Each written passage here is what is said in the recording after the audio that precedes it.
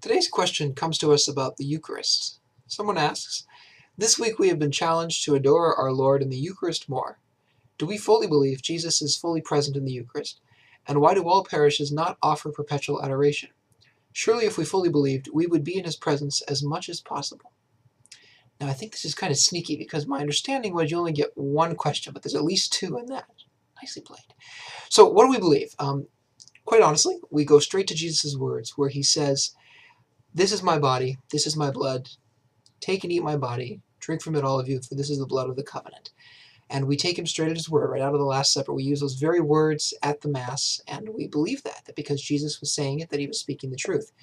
We also look at a discourse in John 6, verses starting around 50, 49, 50, and he talks about, "I am the living bread that came down from heaven. Whoever eats this bread will live forever, and the bread that I will give is my flesh for the life of the world."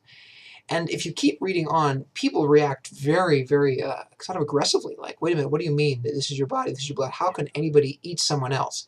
And Jesus repeats himself. He doesn't go, "Oh, no, no, you misunderstand me." No, he goes, "No, my flesh is true food, my blood is true drink. If he who wants to enter into heaven wants to enter into heaven sincerely, he must receive me into himself." And so we really do believe that the bread and wine consecrated at Mass really is the body and blood of Christ. Now, to your question about Eucharistic adoration, why is it not present in more parishes or all parishes? I know for myself, like, our parishes don't have perpetual adoration. It's something that many people have asked for and folks are enthusiastic about.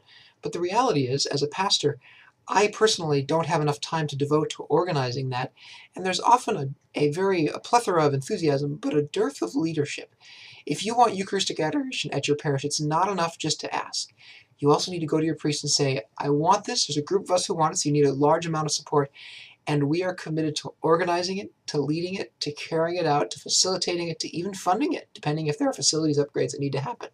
All those things will really make it so me as a priest can go, "Yep, we can do that. I don't have to spend a lot of extra time expending effort that may or may not pay off because people aren't fully committed." So if you really want Eucharistic adoration, go to your priest, build a plan together, help support that so that he can trust that it's going to live a life of its own, so that he isn't necessarily trying to constantly cajole people to go into it. In short, if you want Eucharistic adoration, you can have it, but we need your help. It is a great gift that we have in the Eucharist, and certainly it's a good question to wonder, why do we believe what we believe, and how can I get closer? Because yes, if we really do believe that this is the body and blood of Christ, we are going to spend as much time in his presence starting at Sunday Mass, and then where those opportunities arise at Eucharistic adoration, and when we can, creating those opportunities by facilitating that presence, that adoration, that perpetual adoration in our parishes.